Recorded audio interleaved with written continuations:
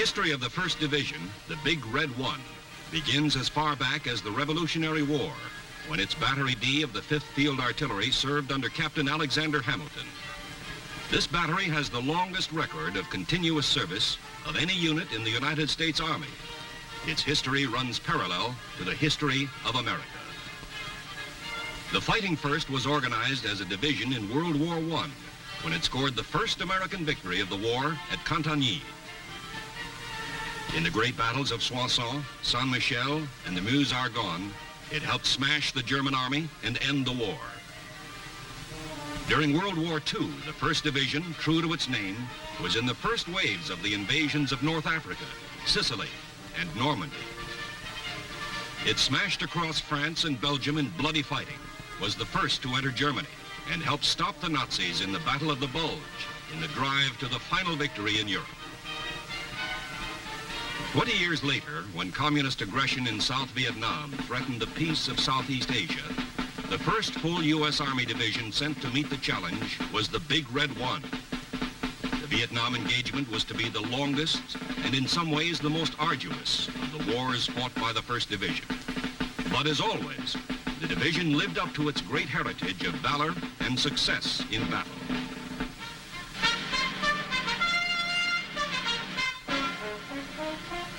The arrival of the first Big Red One troops in Vietnam in July 1965 was very quiet and efficient.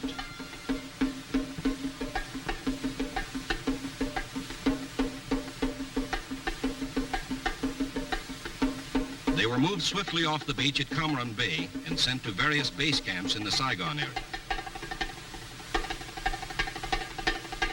The first task was housekeeping and setting up defense perimeters.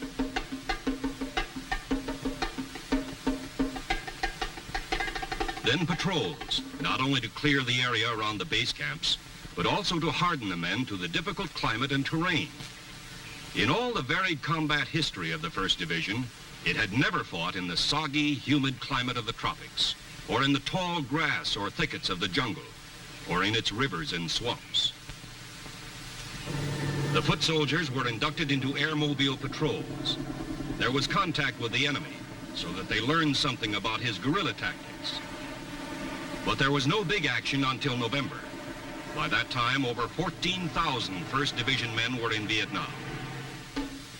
Their area of operations was to be a vast portion of central South Vietnam, from the Cambodian border to the South China Sea. Division headquarters was set up 20 miles north of Saigon at Nha An, under Major General Jonathan O. Seaman, first of the 5 commanding generals the Big Red One was to have in Vietnam. The first of the dozens of major battles the division would fight in Vietnam took place at the tiny village of Ap Bao Bang, north of Lai Khe on Highway 13. On a sweep along Highway 13, several units of the 1st were hit by a reinforced Viet Cong regiment. 3 enemy frontal assaults were thrown back by intense small arms fire plus automatic weapons. The 4th and heaviest Viet Cong assault was stopped by 105s, firing at close range. As the weakened enemy fell back, the Air Force was called in to pound their escape routes. In its first engagement in jungle warfare, the men of the Big Red One fought like veterans. There were casualties, but the Viet Cong left 198 dead on the battlefield. It was more than just a victory for the tired infantrymen. It was proof they could defeat a hard-fighting enemy on his own terrain. A few days later, on November 20th, another road convoy turned the tables on a would-be Viet Cong ambush near Trung Loy. The convoy immediately set up a defense perimeter and returned fire. When a gunship drove the enemy from cover, heavy ground fire, especially by the mortar platoon, smashed the trap. The victory at Trung Loy was followed early in December by the biggest and most successful battle of the year. This was Ap Nha Ma, northwest of 3rd Brigade headquarters at Lai Khe. A task force was searching the countryside, eliminating Viet Cong bases, blowing up bunkers and underground factories. When they ran head-on into a fortified base camp defended by 4 battalions of the enemy. A violent firefight broke out immediately. A radio call for fire support brought in deadly concentrations of howitzer fire and repeated tactical airstrikes. After 2 hours of fierce fighting, an infantry assault finally routed the enemy. The Big Red One had its losses, but medevac ambulance helicopters saved many lives by flying in to remove the wounded even as the fighting went on. Patrols grew larger and longer as the division increased its pressure on the elusive enemy. Even so, there was time for mercy missions to the South Vietnamese. Civic action, medical supplies, skilled help, and friendliness to villagers and their children. The beginning of 1966 saw an upsurge of activity by the battle-hardened 1st Division, with armor playing an increasing role in campaigns like Operation Crimp and Rolling Stone, and fierce engagements like those at Tan Binh and Lo Cai, where 1st Division soldiers proved at devastating cost to the enemy that they were masters of the jungle ambush. It was at Lo Cai that the division won its first Medal of Honor in Vietnam in the person of 1st Lieutenant Robert J. Hibbs, whose 15-man patrol chopped up 2 Viet Cong companies. Lieutenant Hibbs was killed when he attacked an enemy machine gun to cover the rescue of one of his wounded soldiers. Under a new commanding general, Major General William E. Depew, who took command in March, the Big Red One lashed out at the enemy in ground drives and air assaults by helicopter. The campaigns were continuous as task forces struck hard throughout the spring, summer, and fall of 1966 in the humid jungle, on dusty roads,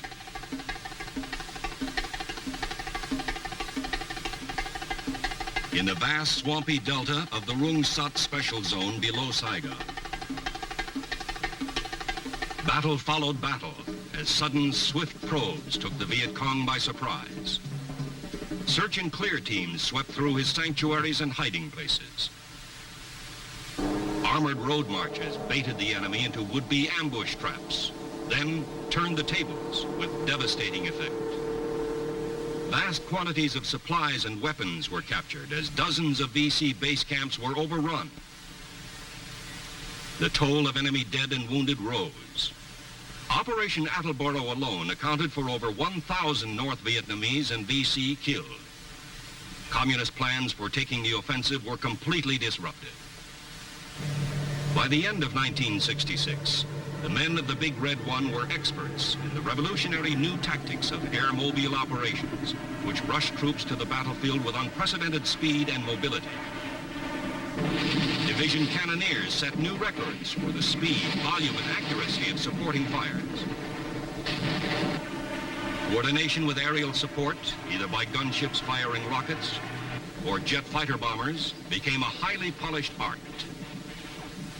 Of great benefit were the lessons learned in how to fight the guerrilla and ambush tactics of the enemy. The Battle of the Minh Thanh Road was a striking example. After very careful planning, a powerful armored column from the 1st Brigade was sent on a road reconnaissance in order to lure the 272nd Regiment of the crack Viet Cong 9th Division into battle. As expected, the Viet Cong tried to ambush the column. 3 battalions attacked abreast along the entire 1,200-meter length of the convoy. The heavily armed column, ready and waiting, blazed back with everything it had, and it had plenty. While the armor held its blocking positions on the road, helicopter-borne infantry was flown in to attack the Viet Cong flanks.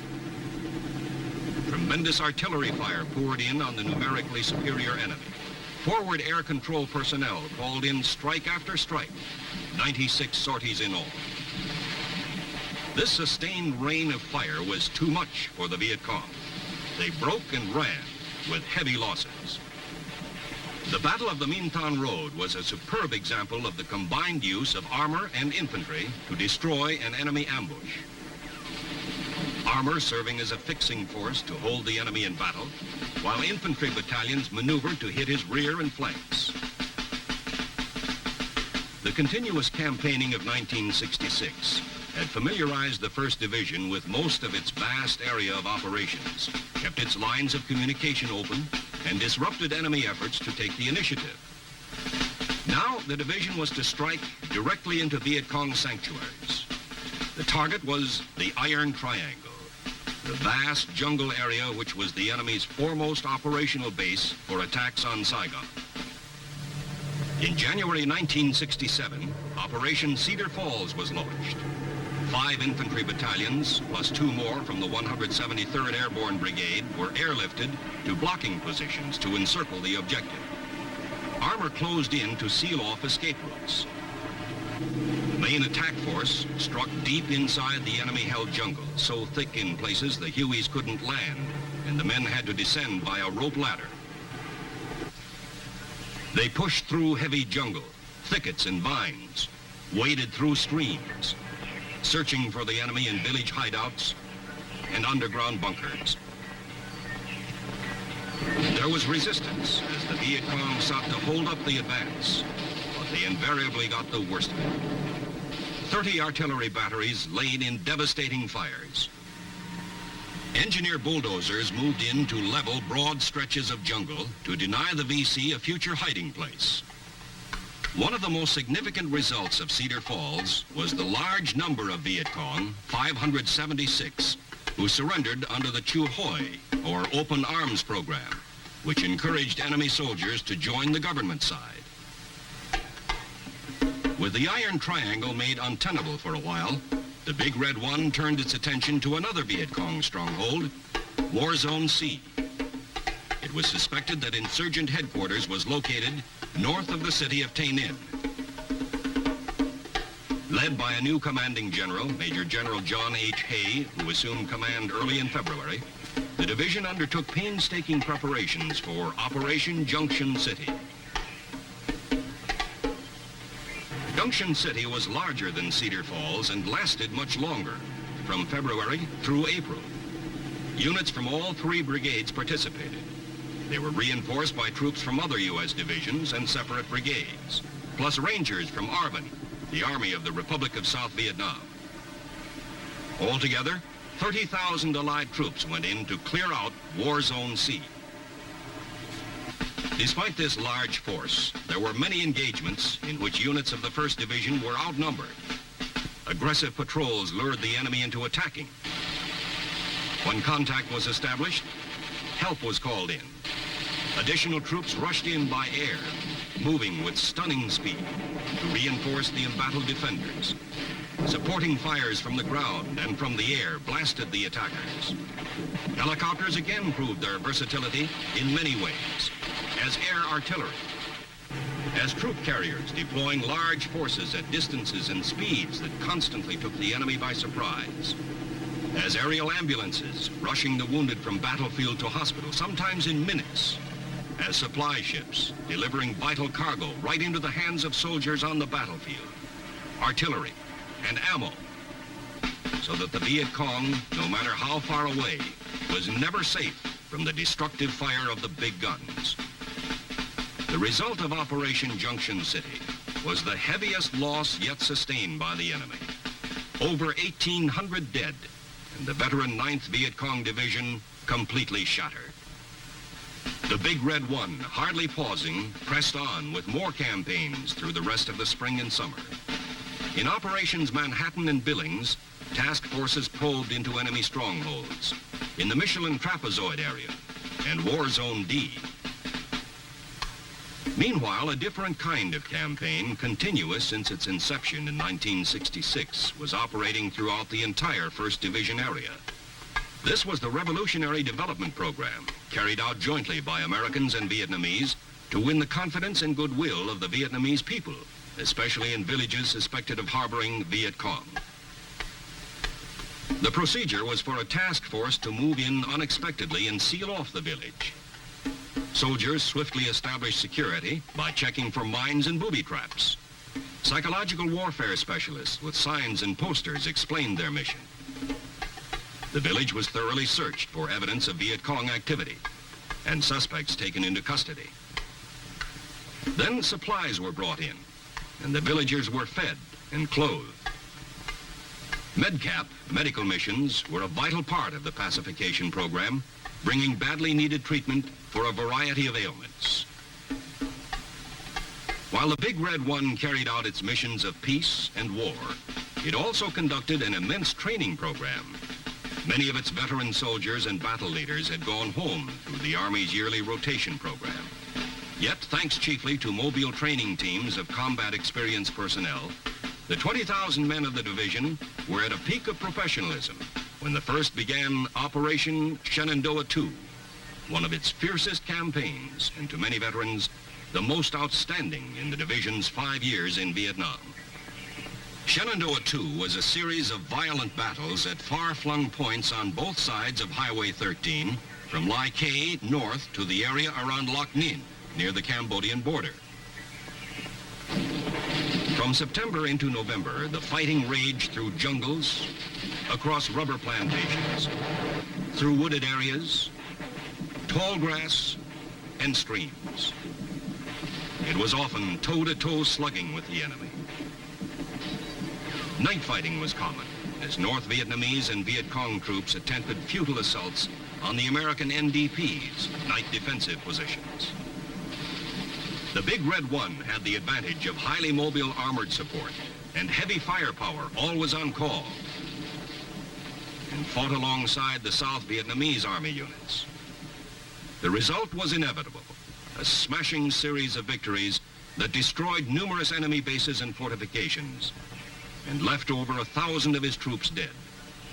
The rest retreated to their sanctuaries again, leaving Highway 13 secure. Of the 8 major battles that made the Shenandoah campaign so memorable, one of the most remarkable was the battle for the airstrip at the town of Loc Ninh. ARVN and Special Forces soldiers came in by air assault to drive out the Viet Cong, who held a small sector of the town. They routed the enemy from bunkers and houses in fierce attacks. The insurgents counterattacked time and again, but were thrown back each time. The fighting raged for days as both sides brought in more forces. The high point, however, was at the airstrip, where 1st Division Artillery had set up a fire base. The Viet Cong attacked across the airstrip in 3 waves, but were stopped by howitzers, firing at point-blank range. There were many heroes in Operation Shenandoah II. It was a fitting tribute that it was the President of the United States who presented the awards for valor in battle. It was a well-earned respite for the Big Red One when Bob Hope and his USO troop arrived to entertain the division at Christmas.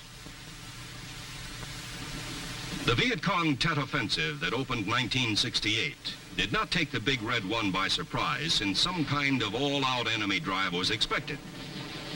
When the attack struck Saigon and the U.S. Embassy was assaulted, troops were rushed to the city. There was hard fighting. South Vietnamese soldiers did their share.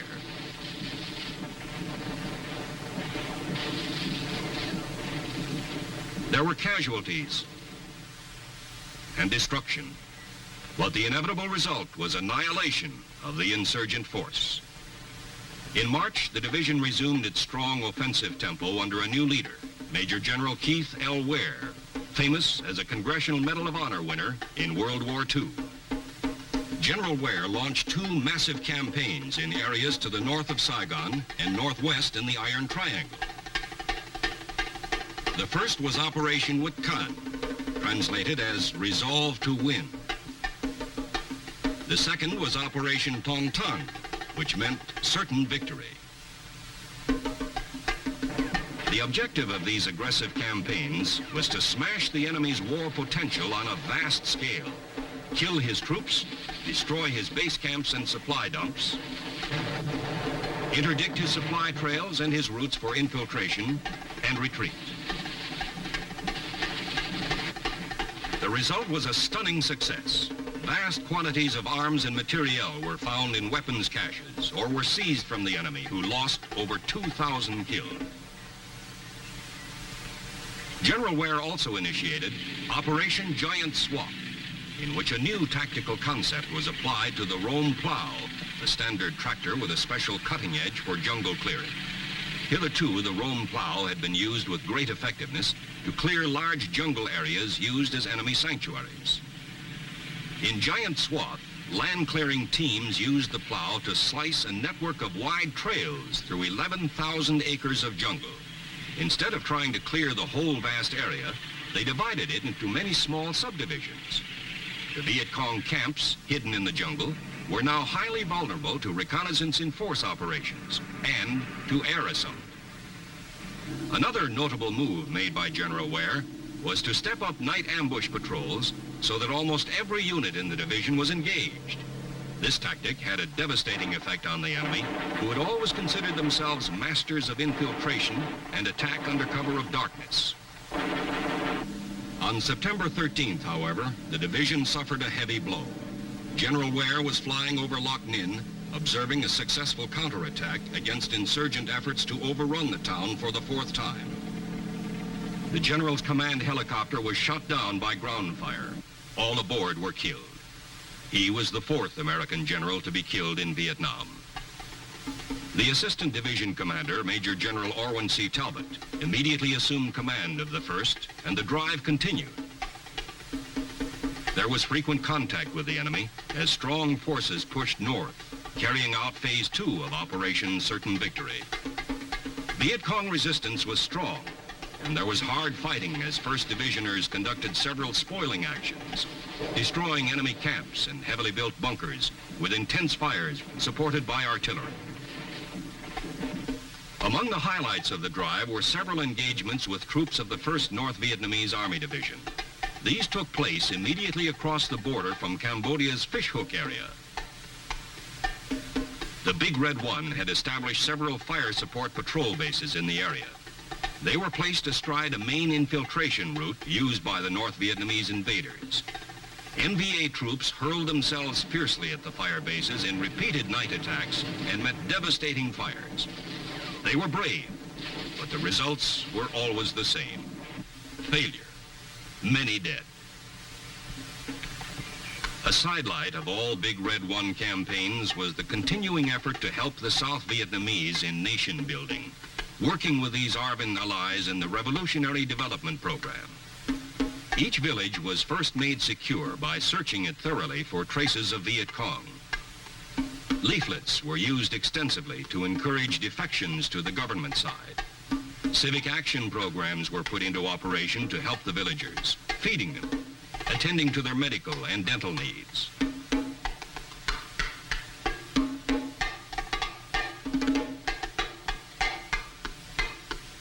Animals as well as humans were carefully ministered to with the hope that the South Vietnamese could help themselves to attain economic self-sufficiency and to strengthen grassroots government. In 1969, the division continued its tremendous sweeps to keep the enemy off balance. Sometimes it struck from the skies in air-mobile assaults. Sometimes on the ground in a fluid shift of tactics. Armor played a powerful supporting role in these drives to cripple the communist winter-spring offensive. Powerful reconnaissance in force operations struck again and again into the Iron Triangle, the Michelin Trapezoid, War Zone C, and War Zone D. Battles by night alternated with fighting by day as Viet Cong and North Vietnamese soldiers resisted desperately. Highly trained scout dogs sniffed out the enemy while spotter planes sought him from the air. Enemy dead littered the battlefields. Captured weapons, like this communist-made AK-47 rifle, were plentiful. It wasn't easy. The terrain was often rugged, and so was the fighting. There were casualties, but medevac was always there to take out the wounded. Sometimes the enemy attacked recklessly, and sometimes he holed up. Then he had to be blown out, or foot soldiers had to go in after them. These volunteers were known as tunnel rats, and no fighting men were more admired for their courage and nerve.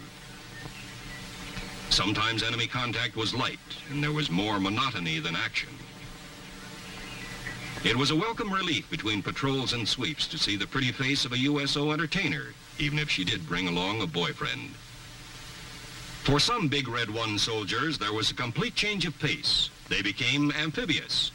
In June of '69, the division began to use small fiberglass boats to patrol the river approaches to Saigon, Working in conjunction with Navy patrol craft and shore-based infantry patrols, these ski boats drastically cut down Viet Cong infiltration by water. Elsewhere, the great fighting machine of the 1st Division continued its relentless pursuit of the enemy under its 5th and last commanding general in Vietnam. He was Major General A.E. Malloy. Deploying its vast power with professional precision, going into battle with the high morale traditional with the Big Red One. Its fighting men struck smashing blows against Viet Cong forces concentrating north of Saigon for an autumn offensive. For the defeated enemy, it was one more bitter lesson in the futility of challenging the 1st Division's enormous battle power and its irresistible will to win. The war in Vietnam was winding down for the Big Red One. Early in 1970, it made its last sweep. Orders had come in to stand down, to prepare for redeployment. Men and vehicles were withdrawn from the field. Much of its equipment and facilities were turned over to ARVN forces.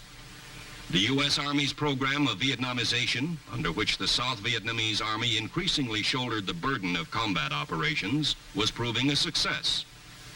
Large contingents of American troops had already gone home. Now, it was the turn of the Big Red One. Early in April, the division left the last of its bases and returned to Fort Riley, Kansas, almost 5 years after it had gone to Vietnam.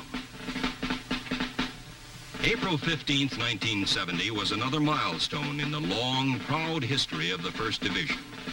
In a colorful, heart-stirring ceremony, watched by many thousands, families, relatives, friends, and dignitaries, including the Secretary of Defense, Melvin R. Laird, the 1st Infantry Division was renamed the 1st Infantry Division, mechanized.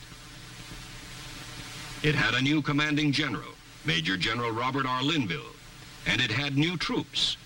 Its ranks were filled with the men from another famous fighting outfit, the 24th Infantry Division, which was deactivated.